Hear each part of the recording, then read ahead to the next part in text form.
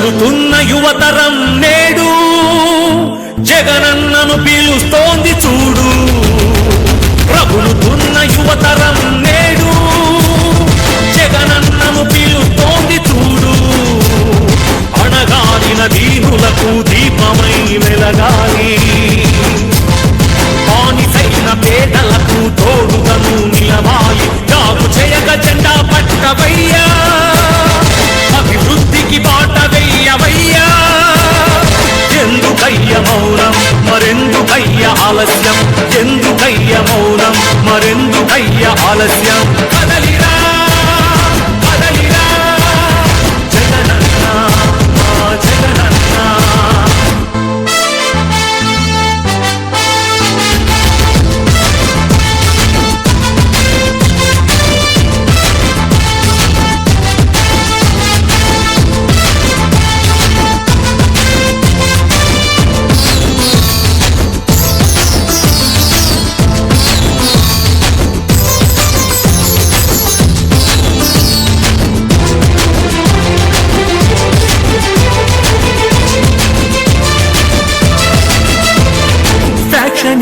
అన్నారు రౌడీ రాజ్యమన్నారు, ప్రాణానికి ప్రాణమైన తాతయ్యను చంపారు. ఫ్యాక్షనిస్టు అన్నారు రౌడీ రాజ్యమన్నారు, ప్రాణానికి ప్రాణమైన తాతయ్యను చంపారు. నువ్వు ఫ్యాక్షనిస్టు అయితే వారు ఒక్కరైనా మిగిలే వాళ్ళ, ఇది రౌడీ రాజ్యమైతే వాళ్ళు బతికి బట్ట కట్టే వాళ్ళ. అడుగన్నా వాళ్ళనడుగన్నా, అడుగన్నా వాళ్ళనడుగన్నా. ఎందుకయ్య మౌనం మరెందుకయ్య ఆలస్యం, ఎందుకయ్య మౌనం మరెందుకయ్య ఆలస్యం. కదలిరా కదలిరా జగనన్న మా జగనన్న. రగులుతున్న యువతరం నేడు జగనన్నను పిలుస్తోంది చూడు. అన్నా నేను ఎంబీఏ చదవాలనుకున్నానన్నా, అది నా కోరిక. కానీ మా అమ్మ రోజు కూలి అన్నా, మా నాన్నగారు లేరు చనిపోయారు. మా అమ్మ రోజు కూలి 200 మాత్రమే కేవలం. అన్నా ఇప్పుడు ఉన్నటువంటి ఎంబీఏ కాలేజీకి వెళ్ళి ఫీజు అడుగుతుంటే 60,000 70,000 చెప్తున్నారన్నా. ఎక్కడ తెచ్చి కట్టాలన్నా, ఏమి అమ్మి కట్టాలన్నా? మా అమ్మ రోజు కూలి 200 అన్నా, ఎలా చదివించగలదన్నా నన్ను? అన్నా మా నేత మా అనుభావుడు వైఎస్ రాజశేఖర రెడ్డి గారు అధికారంలో పూర్తిగా ఫీజు రిమెంట్ అయ్యేదన్నా. మీరు మళ్ళీ అధికారంలోకి వస్తే ఫీజు రిమెంట్ పూర్తిగా ఇస్తారని నాలాంటి పేద విద్యార్థుల జీవితానికి విద్యార్థుల పక్షాన నిలబడి ఈరోజు పోరాట సంఖ్య పూరించింది. పేదింట్లో పుట్టిన ప్రతి ప్రతిభావంతుడు, పేదింట్లో పుట్టిన ప్రతి పిల్లవాడు ఉన్నత చదువులు చదవాలని, ఉన్నత శిఖరాలకు ఎదగాలని ఆనాడు రాజశేఖర రెడ్డి గారు ఫీజు రియంబర్స్మెంట్ తీసుకొచ్చి ఒక గొప్ప విద్యా విప్లవానికి శ్రీకారం చుట్టారు. ఆ విప్లవాన్ని జగనన్న మరింత కొనసాగిస్తూ గోరుముద్ద నుంచి, వసతి దీవెన నుంచి, విద్యా దీవెన నుంచి అమ్మఒడి వరకు పిల్లలకు మంచి విద్యను, నాణ్యమైన విద్యను అందిస్తే అదే మనం చేసే సహాయం ఆ కుటుంబానికి, రాష్ట్రానికి, దేశానికి భావించి మొదటి ప్రాధాన్యత విద్యార్థుల యొక్క భవిష్యత్తుకు జగనన్న ఇచ్చి నడిపిస్తే ఈరోజు ఈ కూటమి ప్రభుత్వం విద్యార్థుల భవిష్యత్తుతో చెలగాటమారుతోంది. విద్యార్థులకు అందించాల్సినటువంటి వసతులను కనుమరుగు చేస్తోంది. విద్యార్థులకు ఇవ్వాల్సినటువంటి ఫీజు రీఎంబర్స్మెంట్ను ఇవ్వకుండా వేధిస్తోంది.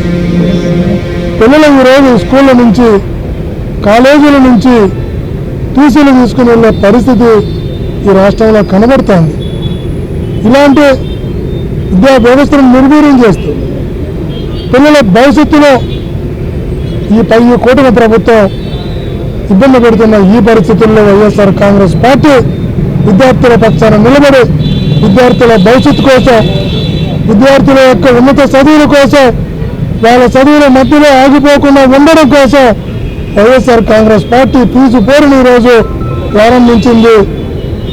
ఒంగోలులో ఈరోజు ఒంగోలు ప్రకాశం జిల్లా నుంచి నిలువలు వచ్చినటువంటి విద్యార్థుల తల్లిదండ్రులు, వైఎస్ఆర్ కాంగ్రెస్ పార్టీ నాయకులు, శ్రేణులు వేలాదిగా తరలి వచ్చి విద్యార్థుల పక్షాన వైఎస్ఆర్ కాంగ్రెస్ పార్టీని నిరూపిస్తూ కలెక్టర్ గారికి వినతి పత్రం సమర్పించడం జరిగింది. భవిష్యత్తులో కూడా వైఎస్ఆర్ కాంగ్రెస్ పార్టీ విద్యార్థుల భవిష్యత్తు కోసం ఇదే పోరాటాన్ని కొనసాగిస్తుందని తెలియజేసుకుంటున్నాం. కాంగ్రెస్ పార్టీ మొట్టమొదటి నుంచి కూడా పేద ప్రజల కోసం, పేద ప్రజల అభివృద్ధి కోసం, బడుగు బలహీన వర్గాల కోసం పెట్టిందే వైఎస్ఆర్ కాంగ్రెస్ పార్టీ. ఈరోజు పార్టీ ఆవిర్భావ దినోత్సవం కూడా పేద ప్రజలు, ఎంతోమంది విద్యార్థులు, ఎంతోమంది యువతలు ఇబ్బంది పడుతున్నారు రాష్ట్రంలో.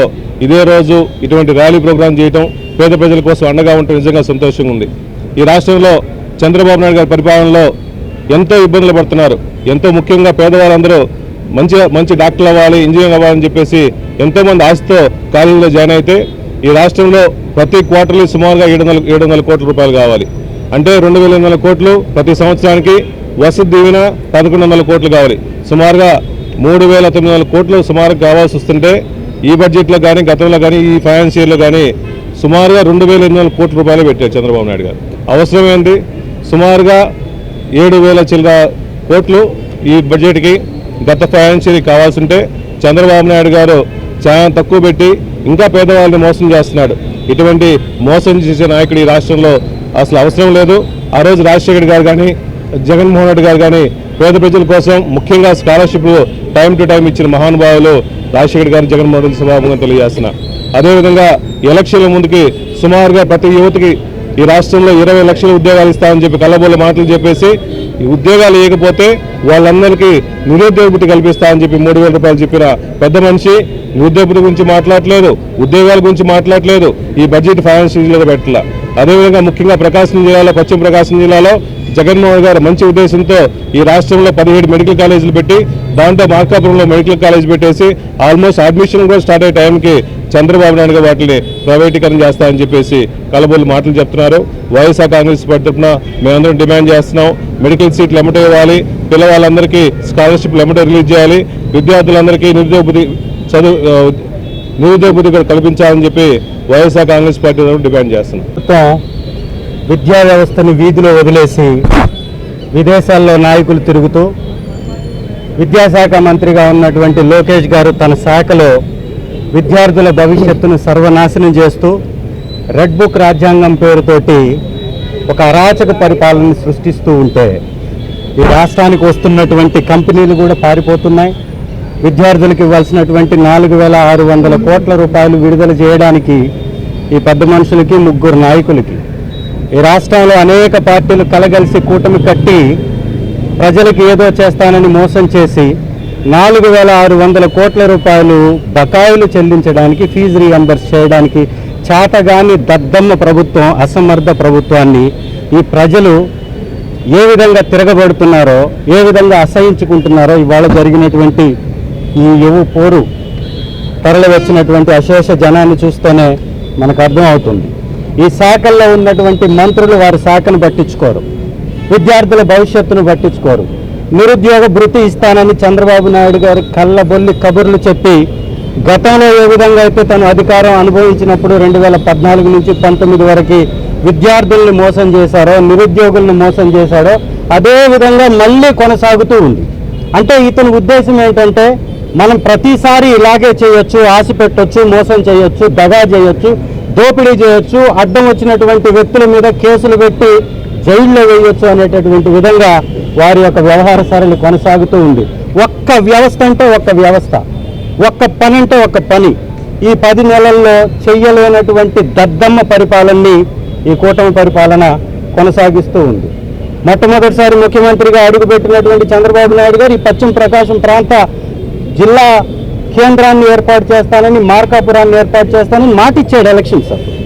తను వచ్చినప్పుడు ఖచ్చితంగా జిల్లా కేంద్రంగా మార్కాపురాన్ని చేసి జిల్లాని ప్రకటించి అడుగు పెడతానని నిస్సిగ్గుగా, నిర్భయంగా, ఏ విధమైనటువంటి ఒక సిద్ధాంతాలు లేకుండా దాని గురించి మాట్లాడినటువంటి ఒక అక్కడ ఉన్నటువంటి పౌరురాల మీద నీకు ఓటు ఉందా, నువ్వు ఓటే వేయలేదు, నన్ను ప్రశ్నిస్తావని అడిగేటటువంటి నాయకుడిని మనం ఎప్పుడన్నా చూసామా?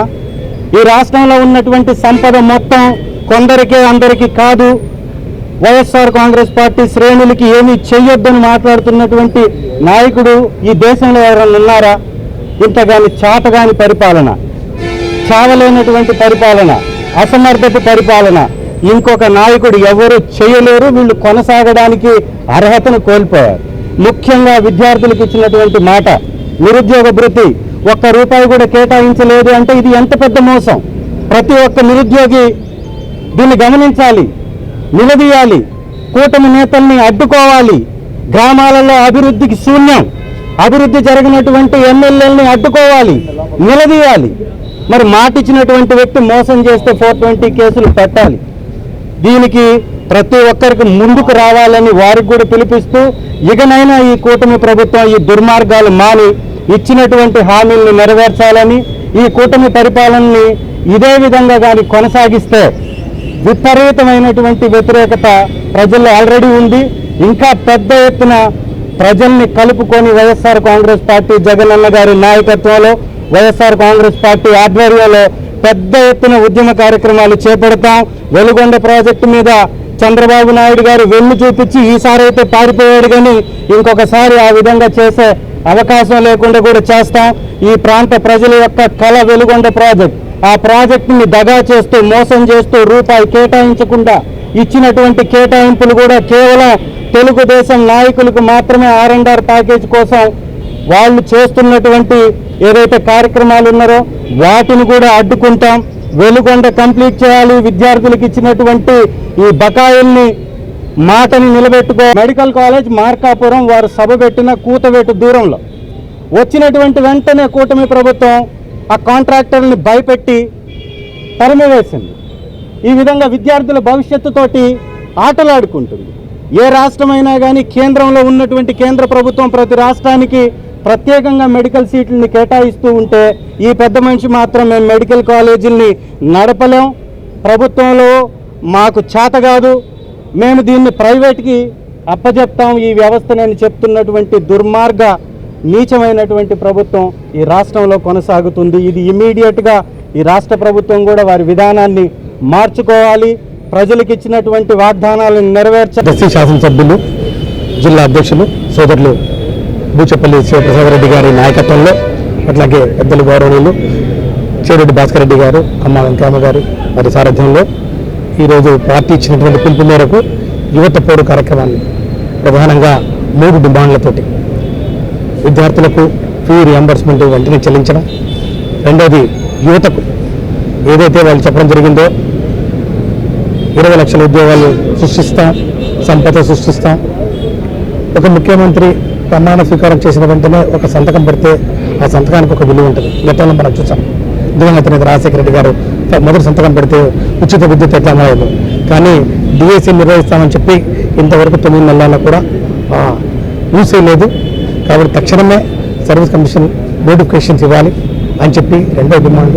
ప్రైవేటీకరణ, మెడికల్ కాలేజ్ ప్రైవేటీకరణ వెంటనే రద్దు చేయాలి అనే 3 డిమాండ్లతోటి ఈరోజు ఒక విన్నపాన్ని కలెక్టర్ గారికి అందించే కార్యక్రమం ఈరోజు నిర్వహించుకోవడం జరిగింది.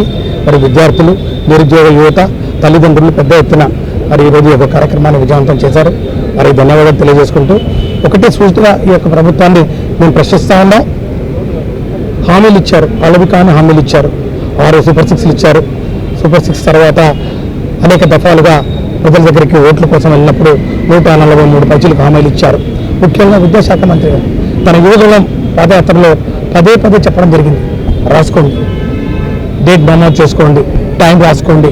ఇదిగో నేను చెప్తున్నాను, ఇదిగో క్యాలెండర్, ఉద్యోగ మరి క్యాలెండర్ రిలీజ్ చేస్తానన్నారు. జగన్మోహన్ రెడ్డి గారు ఇచ్చినట్టు అంతకంటే ఎక్కువ ఇస్తాననే ఒక బడాయికి గొప్పలు పోతూ ఆ విద్యా క్యాలెండర్ ఇస్తానని చెప్పి దాన్ని ఊసేయలేదు. 2 బడ్జెట్లు అయిపోయినాయి. జనవరి వచ్చింది, ఫిబ్రవరి వచ్చింది, మార్చి వచ్చింది.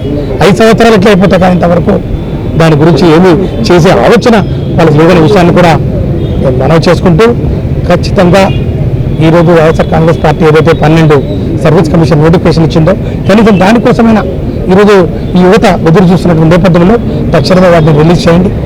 మీరు 20 లక్షల ఉద్యోగాలు ఎప్పుడు మరి ఏర్పాటు చేస్తారో, ఆ యొక్క సంపద ఎప్పుడు సృష్టిస్తారో తెలియదు. కానీ 2 బడ్జెట్లు అయిపోయినాయి. కాబట్టి కనీసం వారికి ప్రతి ఒక్క నిరుద్యోగ యువతకు 3,000 రూపాయలు చొప్పున ఈ యొక్క 2 బడ్జెట్లకు గాను 72,000 రూపాయలు ప్రతి ఒక్క నిరుద్యోగ యువతకు ఈ యొక్క కూటమి ప్రభుత్వం బకాయి పడిందని చెప్పి కూడా మేము డిమాండ్ చేస్తూ తక్షణమే అది చెల్లించాలని చెప్పి ఈరోజు వారు తీసుకుంటున్నటువంటి ఈ యొక్క విద్యా వ్యతిరేక నిర్ణయాల వల్ల సుమారు ప్రతి సంవత్సరం 2,500 మెడికల్ సీట్లు కోల్పోతాను. పశ్చిమ ప్రకాశానికి నాణ్యమైన విద్య అందించాలని చెప్పి మెడికల్ కాలేజ్ పూర్తిగా అన్ని అంగులతో పూర్తయింది. స్టాఫ్ సమకూర్చడం జరిగింది. మెడికల్ కౌన్సిల్ కింద కూడా అప్రూవ్ చేయడం జరిగింది. 24-25 విద్యా సంవత్సరానికి అడ్మిషన్లు చేయాలని చెప్పడం జరిగింది. కానీ వాళ్ళ స్పందులకు ఈరోజు ఈ యొక్క మెడికల్ కాలేజ్ అప్పచెప్పాలనే ఒక దుర్బుద్ధితోటి ఏమీ కాలేదని చెప్పి నిస్సిగ్గుగా మెడికల్ కౌన్సిల్కు ఉత్తరం రావడం ఎంతవరకు సమంజసం అని చెప్పి అడుగుతూ ఖచ్చితంగా ఈరోజు వైఎస్ఆర్ కాంగ్రెస్ పార్టీ ఆవిర్భావ దినోత్సవం సందర్భంగా మరొకసారి ప్రజాసేవకు, ప్రజల సంక్షేమం కోసం ప్రజలు ఈరోజు వారికి ఈ రాష్ట్ర ప్రభుత్వం ఇచ్చినటువంటి హామీలు నెరవేర్చేంత వరకు పోరాటం చేస్తామని చెప్పి కూడా తెలియజేసుకుంటూ ఈ ప్రభుత్వం మెడలు వంచైనా సరే వారు ఇచ్చినటువంటి హామీలు ఏవైతే ఉన్నాయో ప్రతి ఒక్క హామీ విద్యార్థి పేరుకి మీరందరూ చూశారు. ఈ రాష్ట్రంలో చంద్రబాబు నాయుడు మొన్న అసెంబ్లీలో చెప్తా ఉన్నాడు 6.5 లక్షల కోట్లు పెట్టుబడులు వచ్చినాయని, 4 లక్షల ఉద్యోగాలు ఇప్పటికే ఇచ్చారని చెప్తా ఉన్నాడు. వచ్చి బూటకం ఆయన కానీ అమరావతిని యానిమేషన్లో చూపించినట్టుగా విద్యార్థులకు కూడా ఉద్యోగాలు వచ్చినాయని చెప్పి ఆయన అబద్ధాలు చెప్తా ఉంటే ఎక్కడో ఉద్యోగాలు అర్థం కాక పేద బలహీన వర్గాల విద్యార్థులు, యువకులు వాళ్ళు రోడ్డు మీదకి వస్తూ ఉన్నారు. వీరందరూ ఆందోళనని ప్రభుత్వం పరిగణలో తీసుకోకపోతే పెద్ద ఎత్తున మేము వారికి అండగా పోరాడి మీ మెడలు ఉంచుతామని, మీ అధికారాన్ని దించే వరకు మేము పోరాడతామని, అదేవిధంగా విద్యార్థులకి బడ్జెట్లో ఇచ్చిన బడ్జెట్ చూస్తే దీంట్లో కూడా పార్టీల పరంగా ఉన్న ఫీజులు ఇస్తాడని అర్థం చేసుకోవాల్సి వస్తుంది. కేటాయించాల్సినంత కేటాయించకుండా తక్కువ కేటాయించడంతో ఆయన చెప్తున్న మాటలు మా పార్టీ వాళ్ళకే పనిచేస్తాను, ఎదుటి పార్టీ వాళ్ళకి పనిచేయనంటే ఇటువంటి దిగజారుడు వ్యవహారాన్ని మానుకోవాలని, చంద్రబాబు నాయుడు గారికి కళ్ళు తెరవాలని ఈ మా వైఎస్ఆర్సీపీ తరఫున తెలియజేస్తూ ఈరోజు కార్యక్రమానికి వచ్చేసినటువంటి ప్రతి కార్యకర్తకి ధన్యవాదాలు తెలియజేస్తూ కార్యక్రమం విజయవంతమైనందుకు అందరిని అభినందిస్తూ సెలవు తీసుకుంటున్నాను.